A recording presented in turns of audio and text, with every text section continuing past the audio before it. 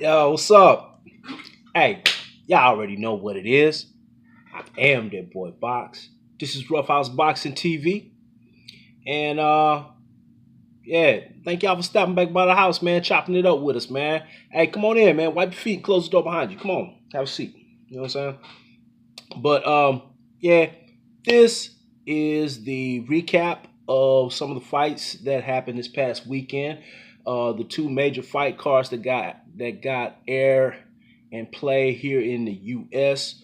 was the Haney versus Ndongeni card, which was Friday night, and then the Plant versus Uzcategui card that aired Sunday night on FS1. So I'm going to go through real quickly, and we're going to talk about some of the fights, and I'm going to start from the bottom of this list and then work my way up to the two major fights that happened. So first fight I'm going to talk about a little bit is Ruben Villa, who got a unanimous decision over Ruben Severa. Ruben Villa is a up and coming prospect. Word around the house is that if I'm not mistaken, he split in the amateurs with I can't remember if it was Devin Haney or if it was Shakur Stevens. It might have been Devin Haney, but either way, he split two and two in fights with one of them. And after seeing him fight, I could tell why, man. Um, great boxer, good hand speed, good punching accuracy, uh, nice pop on his shots, um, good footwork and movement skills, good use of angles. The only thing that I had concern with was his lack of head movement. He took some shots from his head because his head was on the center line all the time. Um, and moving forward, I'd like to see his camp work with him on that. But all in all, good fighter. Hey, shout out to Ruben Villa. Next one was Joey Spencer, who fought I don't know if he was retired or he's still active, but his opponent was a police officer named Brandon Harder. Joey Spencer is another one who is starting to make a buzz. He's an up and coming prospect. He KO'd the guy second round. In a lot of fights, we learn a lot of things about certain fighters based on the adversity that they face, the opposition that they face. And I'll be honest with you, I didn't learn anything about Joey Spencer because of his opponent. Harder didn't seem like he was there to fight. He did more river dancing and Ali shuffling than he did actually trying to fight. But Joey Spencer, he got him out of there. KO second round. And a lot of the shots, well, the shots that were dropping um, harder weren't flush shots. Seemed like they were just glancing blows that kind of clipped him, whether it was on the temple or on the side of the head or whatever the case may be. But that may be a testament to the pop that Joey Spencer's got in his shots. That was enough to sit a guy down. But once again, Joey Spencer over Brandon Harder by KO, second round. Shout out to Joey Spencer. Then we had Guillermo Rigondeaux, whose opponent was, I didn't get his first name, but Delgado. And Rigondeaux disposed of that Delgado. First round KO. This seemed like a soft touch fight for Rigondeaux.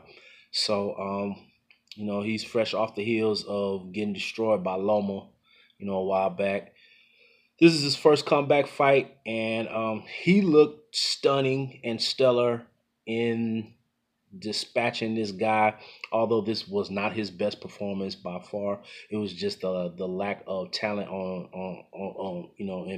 the part of his opposition that made him look the way he looked. So I'm curious to see how he moves and how he looks moving forward. But Rigondeaux over Delgado, KO first round. Next one is Brandon Figueroa, who is the younger brother of Omar Figueroa. And his opponent's last name was Flores.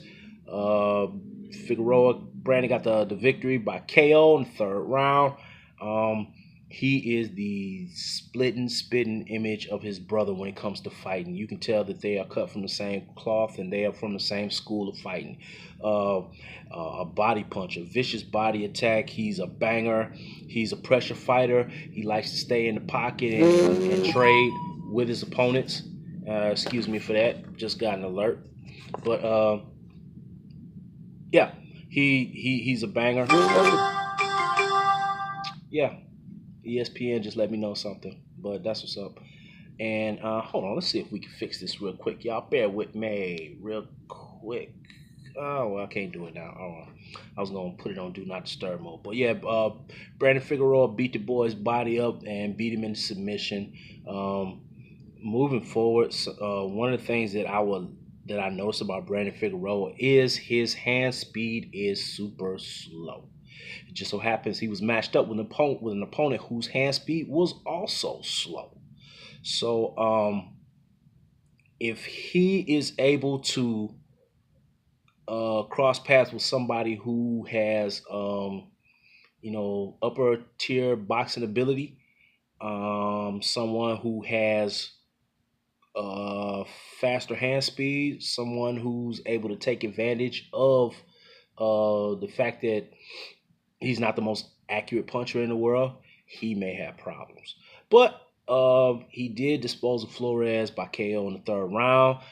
Very interested in seeing how Figueroa progresses, and looking forward to his next fight, whenever that may be. All right, now we are up to Haney versus Ndongeni. Ndongeni was a South African undefeated fighter who has fought once before in the United States. He fought in California on Showbox before. Haney pulled out the victory with the win over Ndongeni by unanimous decision. Ndongeni was a scrappy fighter, gritty fighter. He came to fight, but he was just outclassed, outshined by Haney. Who has superior boxing skill over Ndongeni. But Ndongeni wasn't going to lay down. I personally thought Haney was going to run through this guy, and stop him. I think I said TKO in the eighth round is what I predicted, but it wound up going UD. Haney, as always, good footwork, good foot movement. He showed signs of a little improved pop on his shot. He was able to put Ndongeni down on his back pockets in the second round, I believe, but he was not able to finish him. Moving forward, I would like to see Devin Haney get a little bit more dog in him, and when he's got opponents in trouble like that, whether he puts them down or he's got them hurt, I would like to see him close the show out. That's what I'm looking for with Haney. Also, I noticed that his hand speed looks slower than normal, and I don't know if that's a trade-off from them trying to work on his power. Maybe it was a trade-off of power and muscle mass for hand speed. Don't know. Maybe he was carrying a little bit more muscle, and that made his arms a little bit heavier, and his punches just a tad bit slower, but it just didn't look as sharp and crisp and quick as normal. But he did what he had to do and pulled out the unanimous decision over Ndongeni. So shout out to Devin Haney.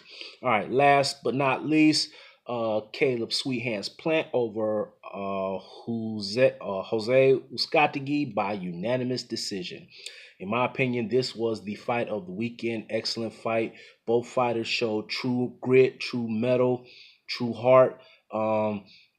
Plant, especially in the first, I say 8 rounds of the fight, outclassed Uzcategui with superior boxing skill, sharper, more accurate punching, vastly better footwork and movement around the ring, good counter punching, slick elusiveness. Trying to think what else. But on the flip side of that, he did gas out like somewhere around the 8th or 9th round. In those last probably 4 rounds or so, kind of seemed like he was running on fumes. He needed snaps on the petrol, as my man Trey X would say. And Uzcategui was able to bring the fight to him. And Uzcategui never laid down. He was always trying to win. He was in there. He was game. He caught Plant with some flush shots, in those later rounds in the fight. And Plant showed that he's got a bit of a beard, and he took those shots and he ate them, man. You could tell he felt them.